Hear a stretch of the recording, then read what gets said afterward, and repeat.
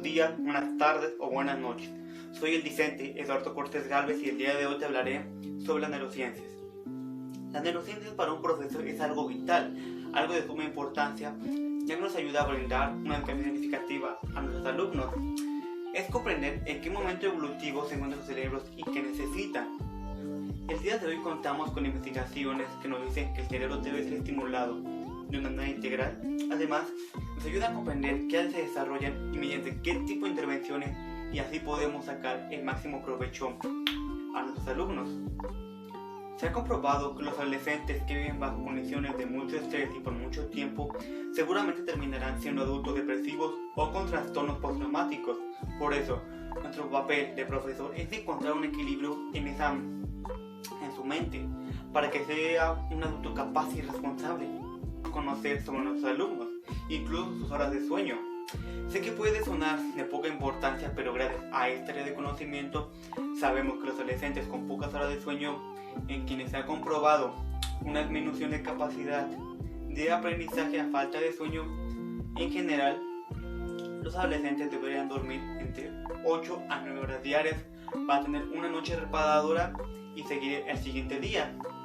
Precisamente, las neurociencias están contribuyendo a una mayor comprensión y en ocasiones a dar respuestas a cuestiones de gran interés para los educadores. Por ejemplo, hay evidencias que, según lo muestran las investigaciones, de que tanto un cerebro en desarrollo como uno ya maduro se alteran estructuralmente como cuando ocurren los aprendizajes. Navegando por internet me encontré un supuesto origen de las neurociencias, y todo comenzó en 1948 cuando Phineas Gage era el capataz de una construcción. Phineas era considerado por sus jefes un hombre eficiente, incapaz de decir malas palabras, pero un día una explosión generó que una bala de hierro entrara por la base de su cráneo y saliera por la parte superior de su frente. Phineas sobrevivió, podía caminar sin asistencia, podía ir, podía ver por el ojo derecho y hablar. Sin embargo, algunos aspectos de su personalidad habían cambiado. Se volvió más irreverente, grosero, holgazán. Su lenguaje había cambiado. Como consecuencia, perdió su trabajo y a su familia. Y toda la gente a su alrededor afirmó lo mismo. Phineas no era más Phineas. Esta fue una gran incógnita para los científicos y académicos, el cómo un daño físico puede cambiar drásticamente nuestra forma de ser, nuestra personalidad, tanto hacía que fuéramos otra persona. En ese momento está teniendo una comparación del cerebro de un adolescente y de un adulto. En el cerebro del adolescente la región emocional se activa más, pero en contraste, en los adultos la razón y el juicio se activa aún más. Las consecuencias de que el adolescente se desenvuelva en un ambiente muy poco favorable, malas influencias, toma malas decisiones y no saber pedir ayuda, se clasifica en 4 aspectos. La primera es dificultades emocionales, que en esa podemos encontrar la agresión, cambios de humor, depresión y ansiedad, y las conductas compulsivas. La segunda clasificación son las conductas compulsivas, que es el abuso de alcohol y drogas, automutilación, tomadores en riesgo, abuso de alcohol, drogas, relaciones íntimas en protección y problemas de conducta. Y la tercera son las intenciones distractivas, que es bajo desempeño académico, dificultades de planteamiento. Por ello, el profesor debe ser el que guía al alumno por un buen camino. Debemos conocer cómo funciona el cerebro y qué es lo que necesita para que sea una mejor persona. Algo que también es importante en tomar en cuenta son las emociones. Las emociones positivas y negativas del modelo de Perkum. Con gran relevancia tenemos que descartar que el papel de las emociones en la educación es crucial.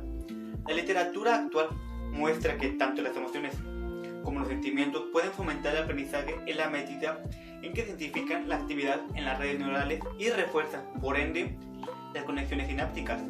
Por lo tanto, la llamada neurobiología nos muestra evidencias de que se aprende mejor cuando un determinado contenido o materia aparecen ciertos componentes emocionales. Consecuentemente, es también muy importante un entorno educativo agradable. Pasamos entonces que, en gran medida, emoción y motivación dirigen el sistema de atención, el cual decide qué información se archiva en los circuitos neuronales y por tanto se aprende. Por ello, si hablamos de forma de alumnos con capacidades de toma de decisiones y de autonomía, No debemos olvidar que en esa toma de decisiones racional, y por decirlo de alguna manera, las emociones son indispensables y ayudan a entender ciertas conductas que desde otra perspectiva son posibles. En relación con la educación específicamente, Coleman propuso el término inteligencia emocional, casi en contraposición con la conciencia intelectual, y afirmó que, si bien es cierto que tenemos de alguna manera dos mentes y dos clases diferentes de inteligencia, nuestro desempeño en la vida está determinada por ambas. Precisamente entiende a la inteligencia emocional como un conjunto de habilidades que permite ser capaz de motivar y persistir frente a las decepciones, controlar el impulso, demorar la gratificación, regular el humor, evitar que los trastornos disminuyan la capacidad de pensar, mostrar empatía, abrigar esperanza, y señala justamente que la llamada inteligencia académica no ofrece prácticamente ninguna preparación para los problemas. Las emociones juegan un papel importante en la vida psicológica del estudiante y tienen una alta influencia en la motivación y en las estrategias cognitivas y por lo tanto en el aprendizaje y el rendimiento escolar. Resulta más fácil intervenir en el esfuerzo de aprendizaje de actividades que resulten agradables e interesantes antes que aquellas que produzcan aburrimiento o ansiedad por el alumno. Las emociones también pueden ser introductorias, mantenedoras del interés en el mantener el aprendizaje e influir en los aspectos más cognitivos del aprendizaje, ya que pueden desencadenar distintas formas de procesar la información y resolver las tareas y facilitar o impedir la autorregulación del aprendizaje en los estudiantes. Mientras emociones positivas producen en general efectos positivos sobre el aprendizaje, los efectos globales de las emociones negativas de las tareas son más diversos, pudiendo ser tanto positivos como negativos, siendo el resultado dependiente de la intensidad de dicha influencia puesta. Una de las emociones negativas que lleva a la no ejecución o evitación de la tarea es el aburrimiento, en tanto que se presume que produce motivación negativa hacia la tarea en favor a otra. La primera función del aburrimiento puede ser o puede motivar al alumno para buscar otra tarea o alternativa que le resulte más recompensable. En general, el aburrimiento conduce a reducir la motivación intrínseca y a escapar cognitivamente de la tarea. Como resultado, la motivación total de la tarea descrece. Otras emociones negativas como la ansiedad o la ira pueden producir motivación intrínseca de evitación, no solo por su relación con los resultados, sino porque también se pueden generar las contenido de la tarea. En este momento del video hay disciplinas que se encargan de explicar el funcionamiento del cerebro al igual que la neurociencia. La primera con la que tiene relación es la psicología, que es la unión de ambas, que tienen como ideal el estudio de las funciones mentales, como también los procesos psicológicos, con el fin de comprender la conducta humana a través de las teorías psicológicas y paradigmas neuropsicológicos, que den una explicación al funcionamiento de la mente. Psicofisiología es la encargada de estudiar la relación de los procesos biológicos y la conducta, una de las ramas más antiguas de la psicología. Principalmente estudia el aparato circulatorio, el sistema nervioso y las distribuciones hormonales. Sigue dos líneas de investigación: el estudio de los procesos nerviosos y el análisis de las influencias de los cambios biológicos. La psicobiología es la ciencia multidisciplinaria que reúne conocimientos de varias ramas como la etología y la genética. Conocida como la neurología del comportamiento, es considerada como una ciencia biológica y, en segundo plano, una ciencia social. No solo se centra en la conducta, sino también en dar una explicación global y fundamentada de dichos comportamientos. La psicopatología estudia los aspectos desviados y anormales del funcionamiento mental y la conducta humana. Emociones dolorosas, conflictos continuos con familiares y amigos son algunas señales de un trastorno psicológico. Permite prevenir e intervenir cuando se conocen sus causas, se clasifica, se describe y cuáles son los factores de riesgo. La psicofarmacología se refiere al efecto que causan los fármacos en el comportamiento y función mental. La neuroquímica es la encargada de estudiar las bases químicas del sistema nervioso, rama de la química cerebral que examina, estructura, la función y cambios de las neuronas, En este caso, se debe tener en cuenta la sinapsis, definida como la conexión entre el axón de la neurona y la dendrita de otra cercana mediante transmisores. La neuropsiquiatría estudia las enfermedades neurológicas y psiquiátricas que trata de establecer una relación entre las alteraciones del sistema nervioso y los trastornos mentales, centrada en la neurofisiología y la neuropatología en relación con enfermedades mentales. La neuroendocrinología es la ciencia encargada del estudio de las relaciones entre el sistema nervioso y las glándulas endocrinas.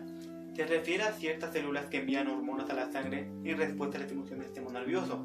El sistema endocrino y el sistema nervioso actúan para lograr y mantener la estabilidad del medio interno.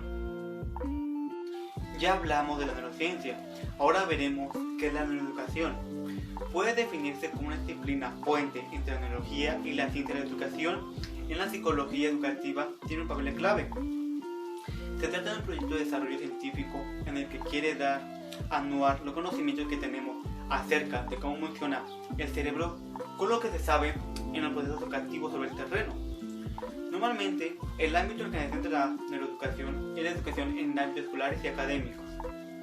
El fundamento de la neuroeducación es un concepto llamado plasticidad cerebral.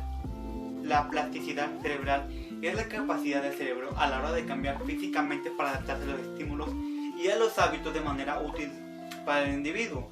Cada vez que consideramos una forma de aprendizaje, este deja huella en el modo en que las neuronas del cerebro se conectan entre sí.